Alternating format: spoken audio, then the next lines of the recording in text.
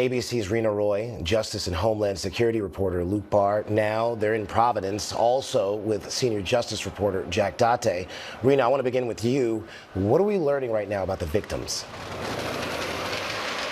Yeah, well, Ike, we know that all of the victims here in this shooting are students. Two of them, unfortunately, as we know, did not make it. 9 others were taken to the hospital. As we heard the mayor just say, one of them, fortunately, has been released. 8 others are still there in the hospital. He said that they are going to be going through some surgeries there. And he also mentioned a few hours ago, he met with some of the victims and their families, and he said, unfortunately, some of the families, they have not been able to be notified yet because they are traveling for the holidays. As you mentioned, the community will be gathering here later tonight for a vigil. It was supposed to be a holiday celebration with a tree lighting, a menorah lighting, and unfortunately it will now be to honor those victims. Ike. Luke, you yourself, you're from Providence. Officials are still asking the public for help in this investigation. So what exactly is next moving forward? Yeah, so I just came from a press conference.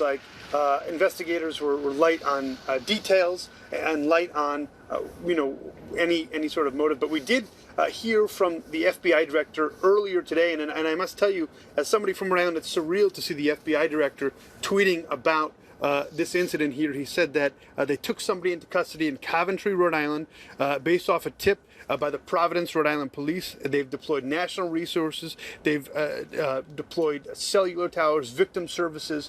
And then what's next is the process. They're going to start serving investigative warrants potentially to see who this is and maybe get a motive. But still, it's very active, chaotic investigation here on the east side. Jack, I want to turn to you. We just heard from the mayor of Providence about local law enforcement working alongside federal agencies on the ground.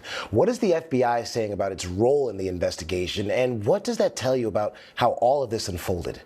Right.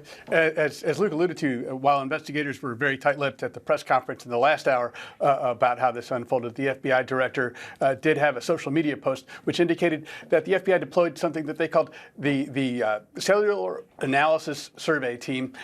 This is a group that does analysis of cell signals and cell sites. This would have provided the FBI with a sort of a lot of needles in a pretty large haystack, things that they could look at, cell service devices that they could start to narrow their search down on. And now, as Luke alluded to, Providence, Rhode Island Police Department had some sort of information that they were able to combine with the FBI's capabilities. And those cell survey analysis technologies can be quite powerful when they're combined with the right information. And in this case, it appears to have been fruitful and led them to a suspect. They're able to sort of geolocate, triangulate, and find a specific cell signal that they may be looking for. These types of technologies are often deployed in missing persons cases and complex investigations like this. It was actually used in the pipe bomber investigation here in D.C., but that took nearly 5 years. This just a matter of hours. So with the right information combined, it can be quite potent. But again, investigators are being quite tight-lipped about the progress they're making in this investigation, wanting to make sure that they dot all the I's and cross all the T's and make sure that they get prosecution that can stand up in court. Reena Roy, Luke Barr, and Jack Date, thank you for that.